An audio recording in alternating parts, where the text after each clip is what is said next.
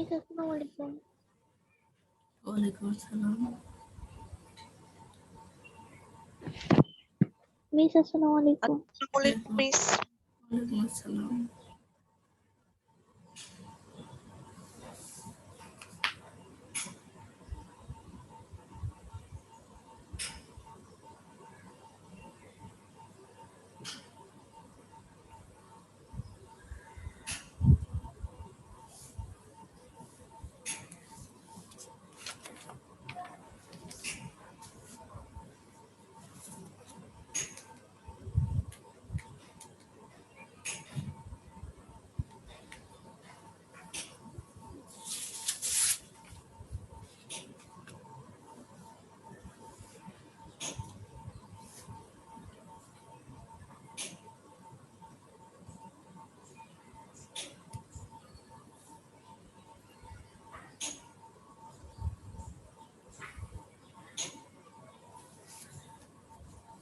আজকে আমি সৃজনশীল প্রশ্ন নিয়ে আবার আলোচনা শুরু করছি।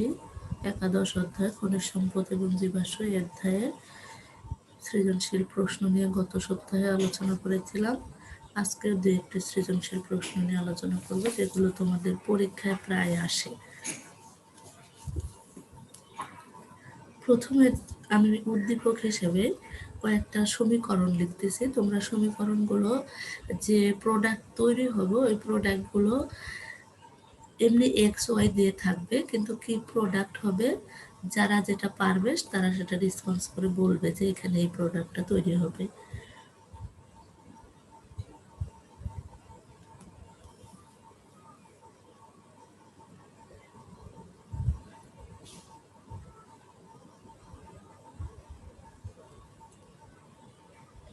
এক নম্বর রিয়াকশন হিসেবে আমি লিখতেছি সালফার প্লাস অক্সিজেন, এটা বিক্রিয়া করে প্রথম ধাপে হবে হচ্ছে সালফার ডাইঅক্সাইড, যেটা আমি বলে দিচ্ছি। পরবর্তীতে আবার যখন অক্সিজেনের সাথে বিক্রিয়া করবে, অক্সিজেন প্রভাবক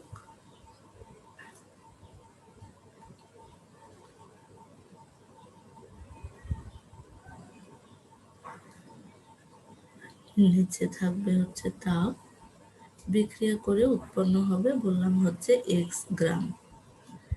2 নম্বর যে বিক্রিয়া সেটাতে তৈরি বলেছে যে ওইখানে যে এক্সটা তৈরি হলো, এক্স গ্যাসটা যে তৈরি হলো সেটা পানির সাথে বিক্রিয়া করবে, এবং এখানে পানিটা লিকুইড হিসেবে দেওয়া রয়েছে, যেহেতু পানির 3টা রূপে থাকে।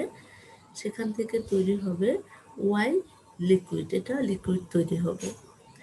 3 নম্বর যে বিক্রিয়া সেটা হচ্ছে ওই এক্স গ্যাসের সাথে বিক্রিয়া করবে হচ্ছে সালফিউরিক অ্যাসিড। সালফিউরিক অ্যাসিডটা লিকুইড হিসেবে থাকবে, সেখান থেকে তৈরি হবে জেড লিকুইড। পরবর্তীতে এটাকে যখন আবার পানি দেওয়া হবে তখন তৈরি হবে হচ্ছে 2Y। এবার আমার প্রশ্ন, প্রথমে 1 নং যে এক্স গ্যাস এটা কি হবে, কেউ একজন বলো।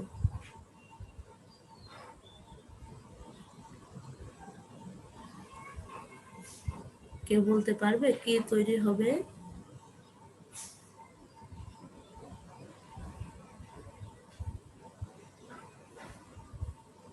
না পারলে বলো যে পারবে না, তাহলে আমি বলে দিব।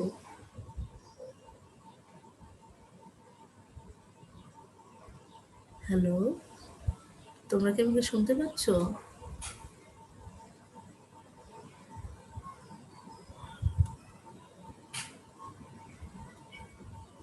মিস আপনি বলে দেন। হ্যাঁ, এটাই আমি জানতে চাচ্ছি বাবা, একটু কষ্ট করে খালি বলো। আমি, তোমরা রেসপন্স না করলে জমে তো মনে হয় কি যে মনে হয় লাইন কেটে গেছে বা তোমরা শুনতে পাচ্ছ না, একটু রেসপন্স করলেই হয়ে যাবে। আচ্ছা ঠিক আছে, দেখো তাহলে 1 নং বিক্রিয়া তৈরি হইল, প্রথমে হচ্ছে সালফার আর অক্সিজেন বিক্রিয়া করে সালফার ডাইঅক্সাইড। এই বিক্রিয়াটা প্রকৃতিতে অনবরত হচ্ছে, কেননা আমরা কাঠ, কয়লা ইত্যাদি যে পোড়াচ্ছি সেখান থেকে প্রচুর পরিমাণে সালফার উৎপন্ন হয়। সেই সালফার প্রকৃতিতে অক্সিজেন আছে, নাইট্রোজেনের পরে সব থেকে যে গ্যাসের অবস্থান সেটা হচ্ছে অক্সিজেন। এই অক্সিজেন বিক্রিয়া করে প্রথম ধাপে সালফার ডাইঅক্সাইড উৎপন্ন করলো। কে মিউট করো নাই? মিউট করো নাই কে? আচ্ছা, পরে যখন এটা পুনরায় আবার অক্সিজেনের সাথে বিক্রিয়া করবে, আমি বিক্রিয়াটাকে আবার নিচে লিখলাম যে সালফার ডাইঅক্সাইড আবার যখন অক্সিজেনের সাথে বিক্রিয়া করবে তখন উৎপন্ন হবে হচ্ছে সালফার ট্রাইঅক্সাইড গ্যাস। এই সালফার ট্রাইঅক্সাইড যে গ্যাসটা তৈরি হলো, সালফার ট্রাইঅক্সাইড গ্যাস তৈরি হওয়ার জন্য এখানে দেখো বিক্রিয়া কিছু ব্যালেন্স করা প্রয়োজন। কি করতে হবে বলো তো? কার আগে কত দিতে হবে বিক্রিয়া ব্যালেন্স করতে? দেখো এখানে প্রোডাক্টে উৎপন্ন হয়েছে অক্সিজেন 3টা আর বিক্রিয়কে অক্সিজেন আছে হচ্ছে 4টা। তাহলে প্রোডাক্টের 3টা আর বিক্রিয়কে 4টা, তাহলে ব্যালেন্স করার জন্য কার সামনে কি করতে হবে? কিছু মাথায় আসলে বলো।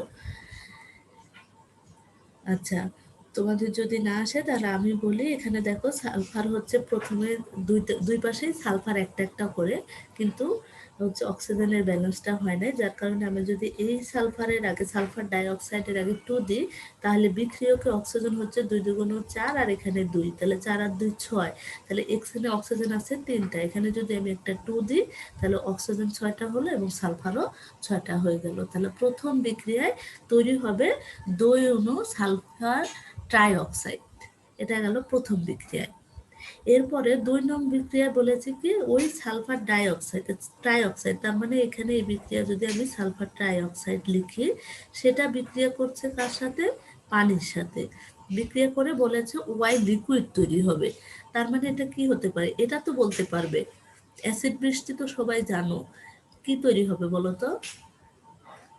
দুইটা মিলে জাস্ট একটা প্রোডাক্ট তৈরি হবে। H2 আছে, S একটা আছে, অক্সিজেন বিক্রিয়কে দুইটা, সালফার ট্রাইঅক্সাইডে 3টা আর অক্সিজেনে একটা, তাহলে 4টা হলো। সব মিলে কি যৌগ তৈরি হবে? এটা তো বলতে পারার কথা,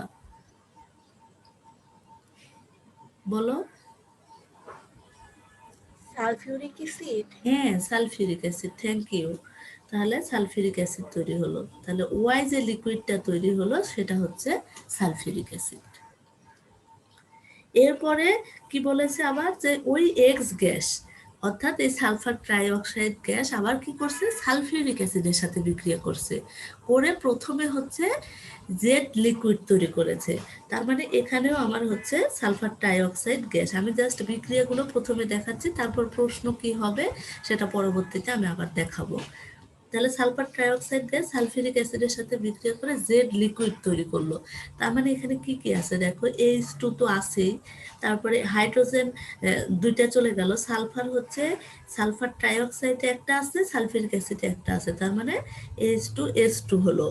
এবার অক্সিজেন দেখো, সালফিউরিক অ্যাসিডে আছে 4টা আর সালফার ট্রাইঅক্সাইডে আছে 3টা, তার মানে O7। এটার নাম কেউ বলতে পারবে? H2S2O7 এটার নাম কেউ বলতে পারবে? আচ্ছা, এটাকে বলে হচ্ছে ধূমায়মান সালফিউরিক অ্যাসিড বা অলিয়াম। ভালো করে মনে রেখো, এটা এমসিকিউ পরীক্ষায়ও আসে, আবার 1 নম্বরের কোশ্চেন যেটা জ্ঞানমূলক আসে কতে, এখানেও আসে যে ধূমায়মান সালফিউরিক অ্যাসিড বা অলিয়াম কাকে বলে। তখন তোমাদের বলতে হবে যে সালফার ট্রাইঅক্সাইড যখন সালফিউরিক অ্যাসিডের সাথে বিক্রিয়া করে তখন এক ধরনের H2S2O7 অর্থাৎ ধূমায়মান সালফিউরিক অ্যাসিড উৎপন্ন করে, যেটাকে আমরা অলিয়াম বলে থাকি। পরবর্তীতে কি করেছে, এই অলিয়ামের সাথে যুক্ত করেছে পানি, তখন এটা উৎপন্ন করবে। এই বিক্রিয়াটা উভমুখী বিক্রিয়া, অর্থাৎ বিক্রিয়া সামনে এবং পিছনে দুই অবস্থায় যায়, অর্থাৎ সাম্য অবস্থায়, তখন এখানে তৈরি হবে হচ্ছে সালফিউরিক অ্যাসিড। কিন্তু বিক্রিয়া ব্যালেন্স করা প্রয়োজন, কেননা এখানে হাইড্রোজেন 2টা, এখানে হাইড্রোজেন 2টা, টোটাল হাইড্রোজেন আছে হচ্ছে 4টা, তাহলে এখানে 2 দিলাম, দিলে সালফার হচ্ছে 2টা হয়ে গেল, অক্সিজেন 4 দুগুণ 8, এখানে অক্সিজেন 7টা, এখানে একটা। বিক্রিয়াগুলো কি বুঝতে পেরেছো সবাই?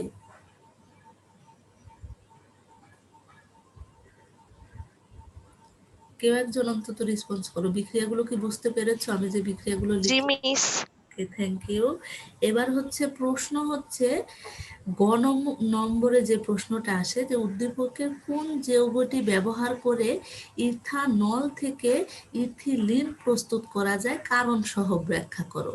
প্রথমে আমার উদ্দীপক থেকে যে বিক্রিয়াগুলো প্রোডাক্ট তৈরি করা ছিল না সেই প্রোডাক্টগুলো আমরা তৈরি করে নিলাম, তৈরি করার পরে দেখো আমরা বইয়ের সাথে অনেক কিছু মিল পেয়ে যাচ্ছি যে এই বিক্রিয়াগুলো আমরা বইয়ে রিসেন্টলি শেষ করে এসেছি। এবার প্রশ্ন হচ্ছে উদ্দীপকের কোন যৌগটি ব্যবহার করে ইথানল থেকে ইথিলিন প্রস্তুত করা যাবে, কারণ সহ ব্যাখ্যা করতে বলেছে। এবার ইথানল থেকে ইথিলিন, তার মানে হচ্ছে দুইটাই হচ্ছে 3 কার্বন বিশিষ্ট, তাহলে 2 কার্বন বিশিষ্ট ইথানল এবং ইথিলিন দুইটাই হচ্ছে 2 কার্বন বিশিষ্ট। তাহলে সেখান থেকে আমাকে তৈরি করতে হবে ইথিলিন কিভাবে প্রস্তুত করব সেটা। তাহলে তার আগে আমরা জেনে আসলাম যে সালফার ডাই অক্সাইড অক্সিজেনের সাথে বিক্রিয়া করে সালফার ট্রাই অক্সাইড উৎপন্ন করে, দেন সালফার ট্রাই অক্সাইড পানির সাথে বিক্রিয়া করে সালফিউরিক অ্যাসিড উৎপন্ন করে। এবার আমরা দেখব ওই সালফিউরিক অ্যাসিড যে উৎপন্ন হলো সেই সালফিউরিক অ্যাসিড ব্যবহার করে কিভাবে ইথানল থেকে ইথিলিন প্রস্তুত করা যায়। আমি এই পেজটা মুছে দিচ্ছি। প্রশ্ন হচ্ছে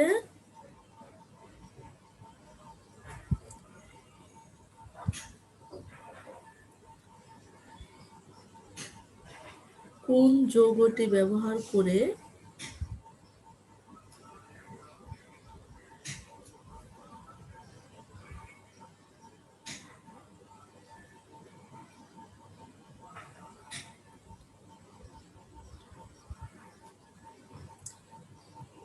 ইথানল থেকে ইথিলিন প্রস্তুত করা যায়।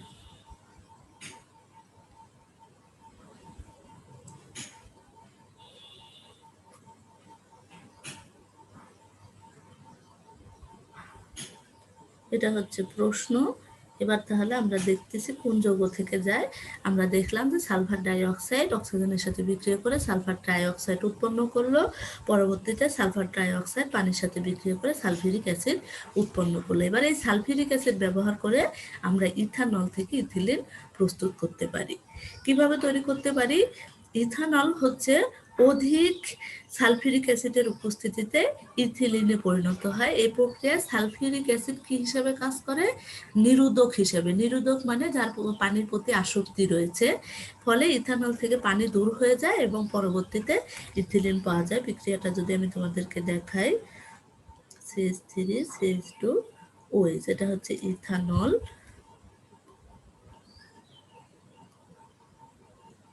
ইথানল বিক্রিয়া করতেছে সালফিউরিক অ্যাসিডের উপস্থিতিতে। এখান থেকে -H2 মানে হচ্ছে বিক্রিয়া থেকে পানি বের হয়ে যাবে। তাহলে পানি বের হয়ে যাওয়া মানে এখানে হচ্ছে OH আছে, তার মানে এখান থেকে আরেকটা হাইড্রোজেন রিপ্লেস হয়ে H2 আকারে বের হয়ে যাবে। তাহলে কি কি থাকতেছে? CH3 আমরা দিচ্ছি না, কারণ এখানে দেখো যখনই আমরা অ্যালকোহল বলো, অ্যালকেন বলো, অ্যালকাইন বলো, যেখান থেকে আমরা অ্যালকিন তৈরি করব, আমরা সবাই জানি যে অ্যালকিনে একটা ডাবল বন্ধন থাকে।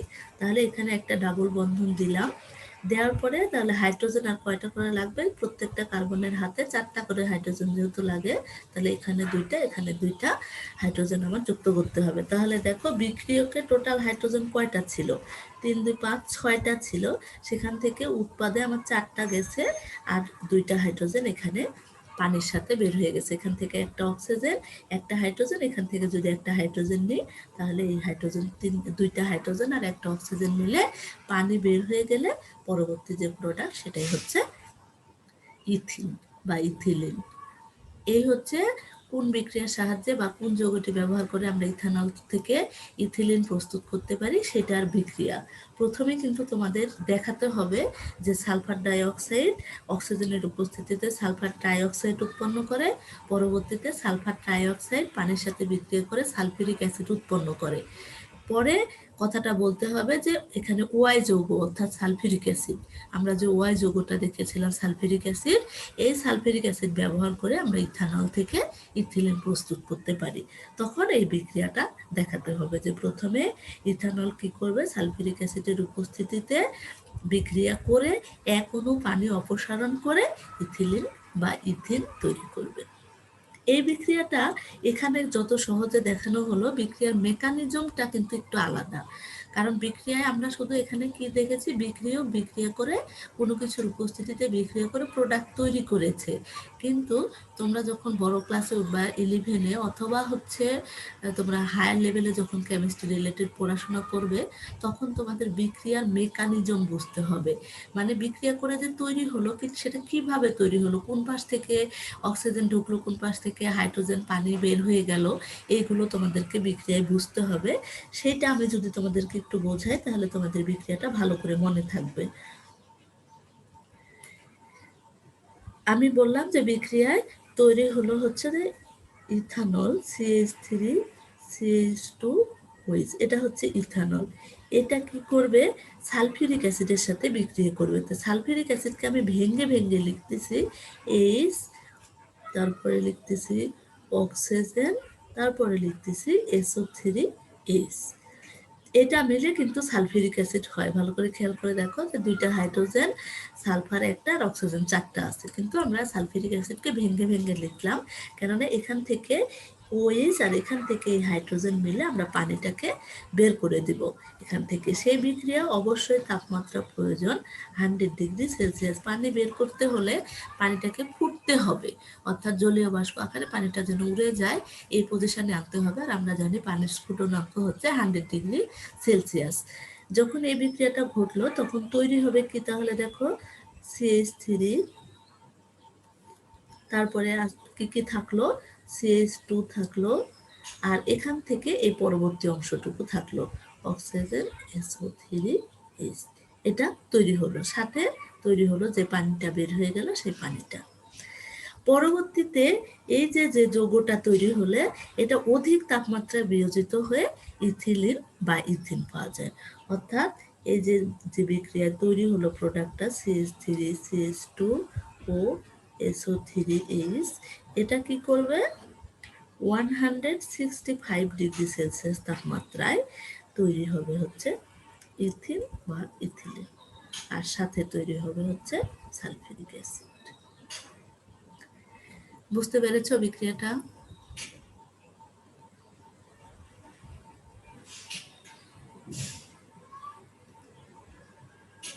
রেসপন্স করো, কেউ একজন অন্তত রেসপন্স করো যে বুঝতে পেরেছো কিনা। মিস আরেকবার একটু বলবেন? হ্যাঁ অবশ্যই, থ্যাংক ইউ তোমাকে যে তুমি আরেকবার বলতে বলেছো। ঠিক আছে, প্রথমে দেখো আমরা বিক্রিয়া করে কি তৈরি হয় সেটা দেখালাম, কিন্তু বিক্রিয়াটার মেকানিজম কি হয় সেটা বোঝানোর জন্য আমি কি করলাম, এখানে আমাদের মেন প্রোডাক্ট ছিল হচ্ছে ইথিলিন, যে এটার সাথে বিক্রিয়া করতে হবে কার, সালফিউরিক অ্যাসিড। যেহেতু আমরা সালফার ট্রাইঅক্সাইডের সাথে পানি বিক্রিয়া করে সালফিউরিক অ্যাসিড তৈরি করলাম। এবার এই সালফিউরিক অ্যাসিডটাকে ভেঙে ভেঙে লিখলাম। কেন ভেঙে ভেঙে লিখলাম, কারণ এখান থেকে OH-টা বের হয়ে যাবে আর এখান থেকে একটা হাইড্রোজেন বের হয়ে এই যে পানি বের হয়ে গেছে এখান থেকে, এই পানিটাকে সরানোর জন্য পানিটা কিভাবে বের হয়ে গেল, কতটা ইথানল থেকে নিল, কতটা সালফিউরিক অ্যাসিড থেকে নিল, এটা বোঝানোর জন্য আমি ইথানলকে এবং সালফিউরিক অ্যাসিড দুইটাকেই ভেঙে ভেঙে লিখলাম। ভেঙে লেখার পরে দেখো এখান থেকে OH-টা আর এখান থেকে হাইড্রোজেন বের হয়ে যে আমার পানিটা বের হয়ে গেল। পরবর্তীতে কি কি থাকলো, এখান থেকে এই হাতটা তো থাকলো, এই হাত পর্যন্ত আসলাম। এখান থেকে যদি এই প্রোডাক্টগুলো বের হয়ে যায় তাহলে এরপরে থাকে হচ্ছে অক্সিজেন আর হচ্ছে SO3H, এই আয়নটা থাকে। এই সবগুলো আয়ন মিলে একটা যৌগ তৈরি হলো। পরবর্তীতে এই যৌগটা কি করলো 165°C তাপমাত্রায় ভেঙে গিয়ে, এখানে এইচটা ভালো বোঝা যাচ্ছে না, এই 165°C তাপমাত্রায় ভেঙে গিয়ে কি উৎপন্ন হলো, এখান থেকে তাহলে দেখো সালফিউরিক অ্যাসিডটা বের হয়ে গেছে, তার মানে এখান থেকে একটা হাইড্রোজেন বের হলো, আর হচ্ছে এখান থেকে এই এতটুকু আছে, তার মানে এখানে তাহলে এই হাইড্রোজেন আর এটা যদি বিক্রিয়া করে তাহলে দুইটা হাইড্রোজেন, তারপরে একটা এস, অক্সিজেন এখান থেকে একটা, এখান থেকে তিনটা, এই মিলে চারটা অক্সিজেন, টোটালি বের হয়ে গেল দেখে H2SO4। তাহলে যখনই এখান থেকে একটা হাইড্রোজেন বের হয়ে গেল, কার্বনের হাত থাকার কথা, সর্বোচ্চ হাতে চারটা হাইড্রোজেন থাকতে পারবে, যেহেতু পরবর্তীতে আরেকটা বন্ধন আছে তার মানে তিনটা হাইড্রোজেন থাকতে পারবে, কিন্তু আমাদের মেন প্রোডাক্ট তৈরি করতে হবে দ্বিবন্ধনযুক্ত, অর্থাৎ ইথিলিন তৈরি করতে বলেছে। বা ইথিন তৈরি করতে বলেছে, সেজন্য আমাদের ডাবল বন্ধন যুক্ত একটা যৌগ তৈরি করতে হবে। তখন এখান থেকে যখন একটা হাইড্রোজেন সরে গেল, একটা হাইড্রোজেন হাতের অভাব হয়ে গেল, তখন এখানে এই সিঙ্গেল বন্ধনটা হয়ে গেল এখানে ডাবল বন্ধন, যেটা আমরা এখানে দেখিয়েছি ডাবল বন্ধন। পরবর্তীতে এখানে CH2 যেটা ছিল সেটা CH2 আকারে থাকলো। জাস্ট এখান থেকে একটা অক্সিজেন, এখান থেকে একটা হাইড্রোজেন, আর এখান থেকে SO3H, এই তিনটা মিলে সালফিউরিক অ্যাসিড হয়ে বের হয়ে গেল।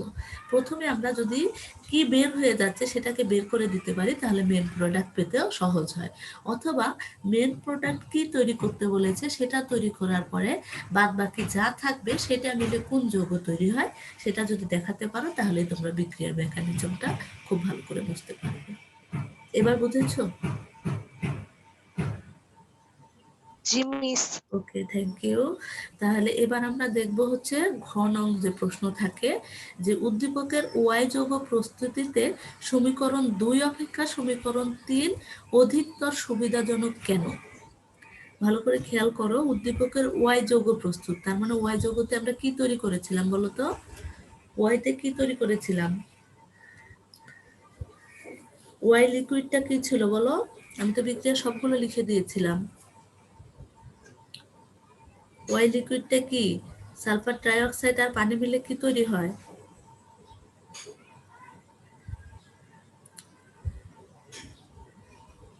সবাই চুপচাপ, তার মানে ক্লাসে মনোযোগ নেই। মনোযোগ থাকতে হবে ক্লাসে। আমি বলেছিলাম সালফার সালফিউরিক অ্যাসিড। হ্যাঁ, সালফিউরিক অ্যাসিড। থ্যাংক ইউ তোমাকে।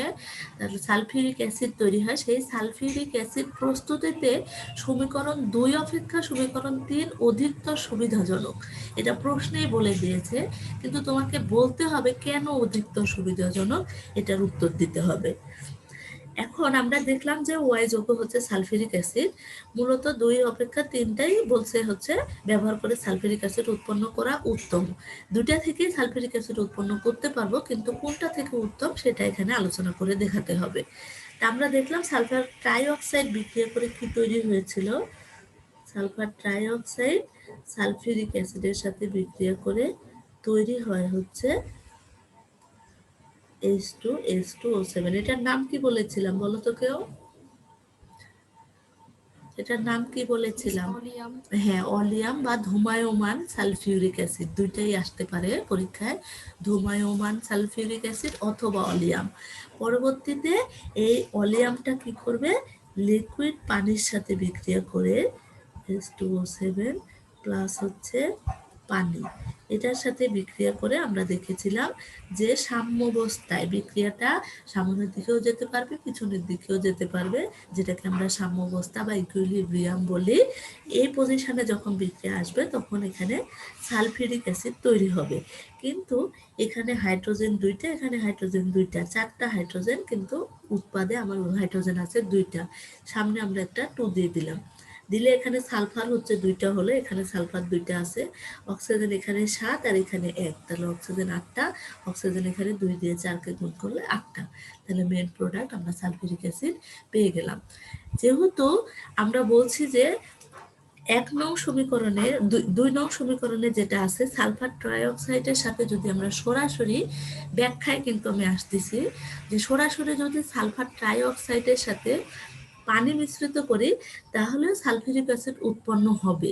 কিন্তু এখানে কারণটা হচ্ছে সালফিউরিক অ্যাসিডকে যদি সরাসরি পানিতে শোষণ করাতে গেলে সালফিউরিক অ্যাসিডের ঘন কুয়াশার মতো, অর্থাৎ দেখবা কি যেমন কুয়াশা যেমন শীতের দিনে লেগে থাকলে চারিদিকে কোথাও কিছু দেখা যায় না, তেমন হচ্ছে ওই বোতলের মধ্যে দেখবে যে এক ধরনের কুয়াশার মতো সৃষ্টি হবে।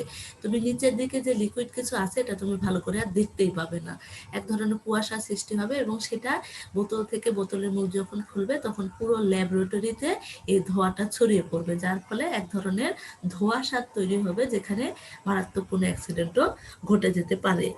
যেহেতু ঘন কুয়াশার সৃষ্টি করে, কেননা তরল পানির উপরিতলে আমরা জানি যে জলীয় বাষ্পের সাথে যখন এই সালফার ট্রাইঅক্সাইড বিক্রিয়া করবে তখন সালফিউরিক অ্যাসিডের ক্ষুদ্র ক্ষুদ্র কণার সৃষ্টি করে।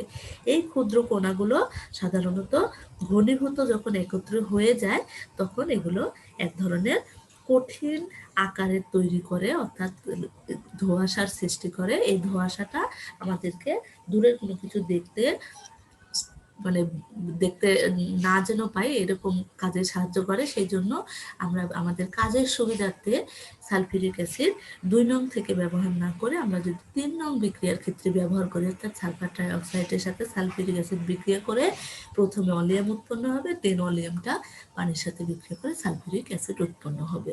তাই বলা যাচ্ছে 2 এবং 3 দুইটা থেকেই সালফিউরিক অ্যাসিডের ব্যবহার করে আমরা অধিকতর সুবিধা পেতে পারি। তবে সব থেকে বেশি সুবিধা হচ্ছে আমাদের এই সালফার ট্রাইঅক্সাইডের সাথে সালফিউরিক অ্যাসিড বিক্রিয়া করে অলিয়াম তৈরি করা এবং শেষে অলিয়াম থেকে পানির সাথে বিক্রিয়া করে সালফিউরিক অ্যাসিডে ফিরে আসা। এটাই হচ্ছে বিক্রিয়া 2 এবং 3 এর মধ্যে 2 নং পদ্ধতি অপেক্ষা 3 নং পদ্ধতি যে অধিকতর সুবিধাজনক সেটার কারণ। বুঝতে পেরেছ? জি মিস। Okay, thank you. কয় মিনিট সময় আছে আর?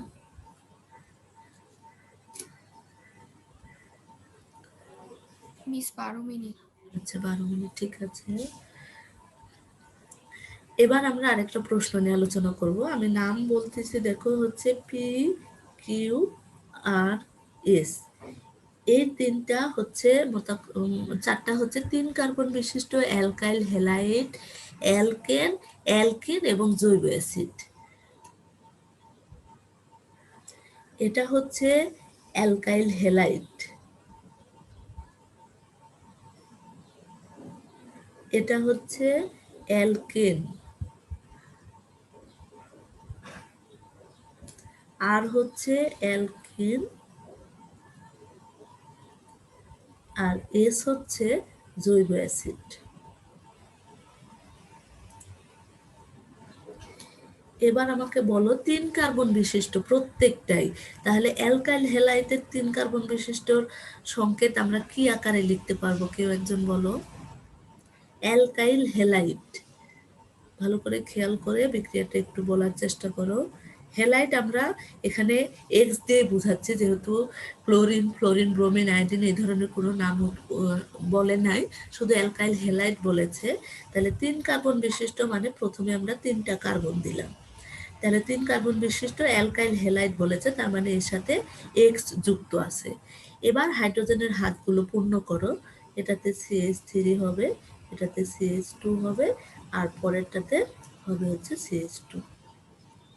তাহলে আমাদের 3 কার্বন বিশিষ্ট অ্যালকাইল হ্যালাইড হচ্ছে এটা মিথেন, ইথেন, প্রোপেন, তার মানে হচ্ছে প্রোপাইল হ্যালাইড একটা পেলাম। পরেরটা বলেছে 3 কার্বন বিশিষ্ট অ্যালকেন। অ্যালকেন কি হবে বলো তো একটু? এটা পারবে সবাই।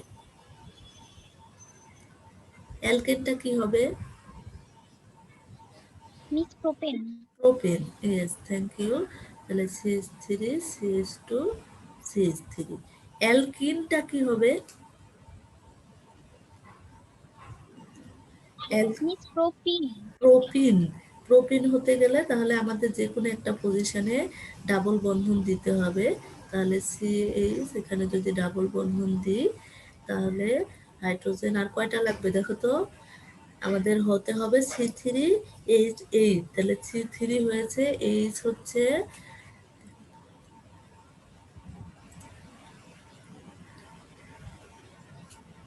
কয়টা লাগবে আর বলো? C3H6 হতে হবে, তাহলে 3 4 5, এখানে হচ্ছে 2টা 3টা, এখানে একটা 2 হবে। হয়েছে না? প্রোপিন হয়েছে? রেসপন্স করো, প্রোপিন হয়েছে কিনা। অ্যালকিন হতে গেলে আমাদের কি লাগবে? C3H6 লাগবে না? তাহলে C3H6 মানে হচ্ছে একটা পজিশনে যদি ডাবল বন্ধন দিই, তাহলে এখানে 2টা ডাবল বন্ধন অলরেডি আছে, তাহলে হাইড্রোজেন আরো 2টা লাগবে, তাহলে 2টা দিলাম, তাহলে এখানে 3, এখানে 1, এখানে 2, তাহলে 3 2 5 আর 1 6, তাহলে C3H6 হয়ে গেল। আর লাস্ট যেটা জৈব অ্যাসিড, এটা বলতে পারবে কেউ কি তৈরি হবে? জৈব অ্যাসিডটা কি তৈরি হবে? মিস প্রোপানেল। জৈব অ্যাসিড, অ্যাসিড তৈরি হবে। অ্যাসিড তো প্রোপানেল হলে তো অ্যালডিহাইড হয়ে গেল। অ্যাসিড একটু ভালো করে খেয়াল করলেই তুমি বলতে পারবে। প্রথমে তো অ্যালডিহাইড তৈরি, প্রোপানোইক। হ্যাঁ, প্রোপানোয়িক অ্যাসিড, থ্যাংক ইউ তোমাকে। প্রোপানোয়িক অ্যাসিড উৎপন্ন হবে, তার মানে প্রোপানোয়িক অ্যাসিডের সংকেতটা কি হবে? CH3 CH2 COOH। তাহলে আমরা সবগুলো আগে বের করে নিলাম যে পি হচ্ছে এটা, কিউ এটা, আর এটা, এস এটা। এবার প্রশ্ন হচ্ছে কিউ এবং আর যোগের শনাক্তকরণ সমীকরণ ব্যাখ্যা করতে বলেছে। কিউ এবং আর, তাহলে কিউটা কি? অ্যালকেন, আর আরটা হচ্ছে অ্যালকিন। এই যে অ্যালকেন এবং অ্যালকিন, এটা শনাক্তকরণ বিক্রিয়া লিখতে হবে। তা আমরা কি জানি? কিউ হলো 3 কার্বন বিশিষ্ট অ্যালকেন, অর্থাৎ যা সংকেত থেকে আমরা জানলাম যেটা হচ্ছে প্রোপেন। আর আর হলো 3 কার্বন বিশিষ্ট অ্যালকিন অর্থাৎ প্রোপিন, যার সংকেত হচ্ছে C3H6। এবার এই প্রোপিন, আর অর্থাৎ প্রোপিন হচ্ছে অসম্পৃক্ত হাইড্রোকার্বন। আমরা জানি যাদের ডাবল বন্ধন অথবা ট্রিপল বন্ধন থাকে তাদেরকে আমরা অসম্পৃক্ত হাইড্রোকার্বন বলি, আর যাদেরকে সিঙ্গেল বন্ধন থাকে তাদেরকে আমরা বলি সম্পৃক্ত হাইড্রোকার্বন। এবার প্রোপিন লাল বর্ণের ব্রোমিন দ্রবণের সাথে বিক্রিয়া করে ডাইব্রোমো প্রোপেন উৎপন্ন হয়। তোমরা বিক্রিয়াটা আগে দেখে এসেছো। বিক্রিয়ার ফলে ব্রোমিনের বর্ণ নষ্ট হয়, অর্থাৎ এই যে লাল বর্ণটা থাকে সেই লাল বর্ণটা নষ্ট হয়ে অন্য একটা বর্ণ তৈরি করে। কিন্তু এক কার্বন সিঙ্গেল বন্ধন বিশিষ্ট যেগুলো অর্থাৎ অ্যালকেন যেগুলো, সেগুলো এই ব্রোমিনের সাথে বিক্রিয়াটা করে না। এই বিক্রিয়াটা আমি একটু দেখাচ্ছি যে কিউ এবং আর যোগের শনাক্তকরণ সমীকরণ সহ ব্যাখ্যা করতে বলেছে। তাহলে কিউ হচ্ছে 3 কার্বন বিশিষ্ট অ্যালকেন, আর আর হচ্ছে 3 কার্বন বিশিষ্ট অ্যালকিন। এবার 3 কার্বন বিশিষ্ট অ্যালকেন যেটা সেটার বিক্রিয়া করে কি তৈরি হবে? সি ডাবল বন্ধ CH2।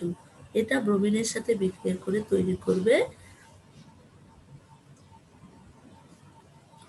CH3 CH, এখানে একটা ব্রোমিন ঢুকে যাবে, ডাবল বন্ধনটা ভেঙে সিঙ্গেল বন্ধন হয়ে যাবে এবং এখানে একটা ব্রোমিন ঢুকে যাবে।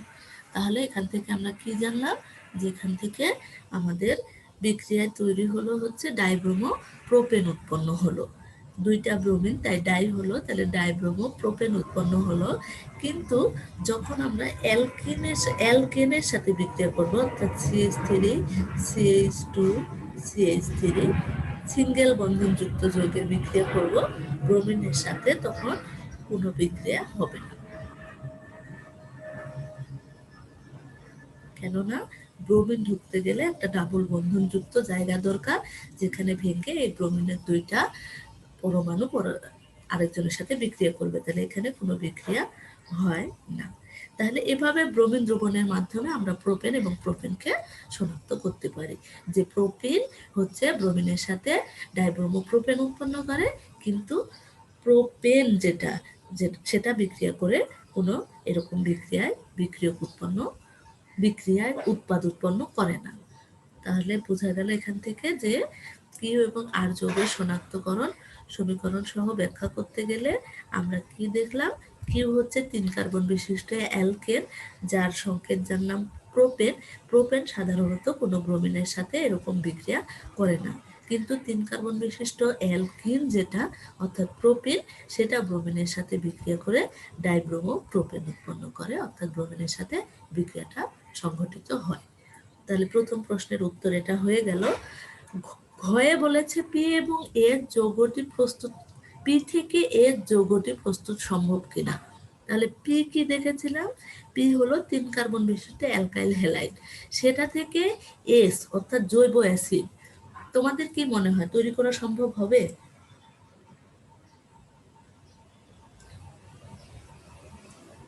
নাবিলা বলো তো, তৈরি করা সম্ভব হবে? নাবিলা আছো?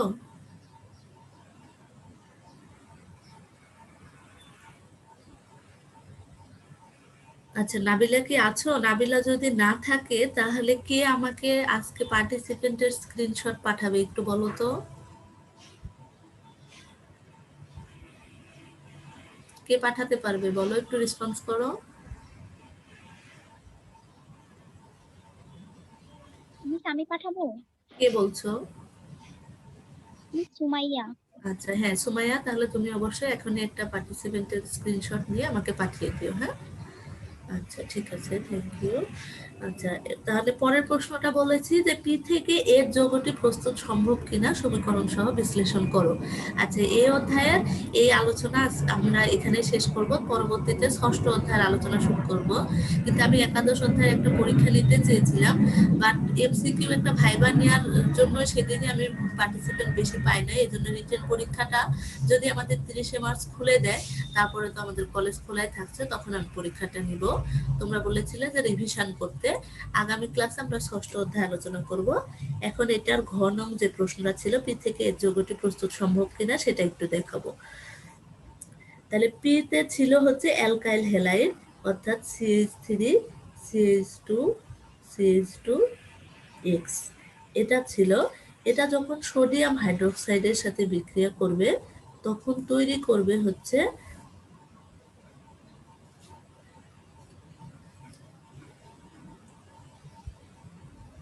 প্রোপানল তৈরি করবে। আচ্ছা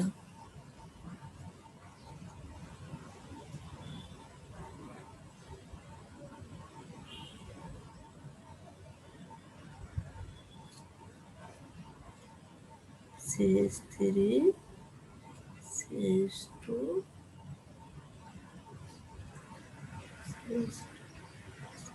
আর কি হবে, এখান থেকে সোডিয়াম আর এখান থেকে হ্যালোজেন ভেঙে এসে সোডিয়াম হ্যালাইড হবে।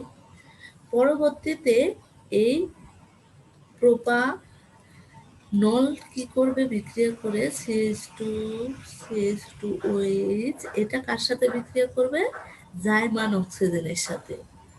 জাইমান অক্সিজেনের সাথে বিক্রিয়া করে তৈরি করবে হচ্ছে প্রোপানেল, CH3CH2CHO।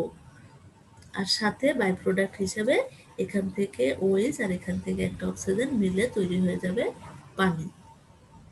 পরবর্তীতে এই প্রোপানেলটা তৈরি করবে কি CH3CHO, এটা জাইমান অক্সিজেনের সাথে পুনরায় বিক্রিয়া করে তৈরি করবে হচ্ছে প্রোপানল অ্যাসিড।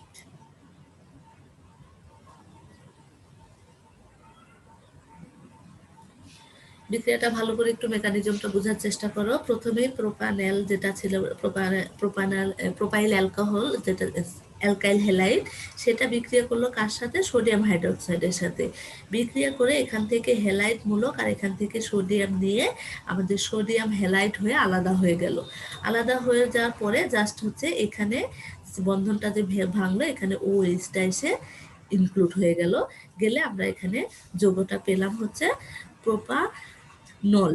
প্রোপানল থেকে কি করলো, পরবর্তীতে জাইমান অক্সিজেনের সাথে বিক্রিয়া করে এখান থেকে প্রোপানল থেকে OH আর এখান থেকে জাইমান অক্সিজেন থেকে O নিয়ে পানি আকারে বের হয়ে গেল, আর সাথে তৈরি হলো প্রোপানেল। পরবর্তীতে প্রোপানেল আবার অক্সিজেনের সাথে বিক্রিয়া করে তৈরি করলো হচ্ছে প্রোপানোয়িক অ্যাসিড। এই হচ্ছে দুইটা সৃজনশীল প্রশ্ন। তোমরা প্রশ্ন দুইটা সালের কোশ্চেনে পাবে। এই প্রশ্ন দুইটা খুবই ইম্পর্টেন্ট, দেখবে সালের কোশ্চেনে প্রায় প্রায় এই প্রশ্নগুলো আসে, এজন্য এই প্রশ্নগুলো নিয়ে আমি একটু আলোচনা করে দিলাম। কোনো কিছু যদি বুঝতে অসুবিধা থাকে বলো, আর না হলে আজকের ক্লাস এখানেই শেষ করছি। আগামী ক্লাসে ষষ্ঠ অধ্যায় নিয়ে আলোচনা করব। তোমরা ষষ্ঠ অধ্যায় একটু প্রিপারেশন নিয়ে ক্লাসে বসবে, যেন আমি কোনো কিছু জিজ্ঞেস করলে, যেহেতু রিভিশন ক্লাস, তার মানে কোনো কিছু জিজ্ঞেস করলে যেন তোমরা বলতে পারো। এমনকি আমি নাম ধরেও জিজ্ঞেস করতে পারি, তোমরা যেন বলতে পারো, আমি যেটা জিজ্ঞেস করব সেটা যেন বলতে পারো। কেননা এটা রিভিশন যেহেতু শুরু করব, আগে কতটুকু পড়া তোমাদের মনে আছে বা এখন কতটুকু তোমরা নিজেরা চেষ্টা করতেছো এটুকু দেখবো। সুমাইয়া, তুমি তাহলে আমাকে পার্টিসিপেন্টের পিক পাঠিয়ে দাও। তাহলে আজকে ক্লাস এখানেই সমাপ্ত। সবাই ভালো থেকো, ধন্যবাদ সবাইকে। ঠিক আছে, ওয়ালাইকুম আসসালাম। আসসালামু আলাইকুম। ওয়ালাইকুম আসসালাম।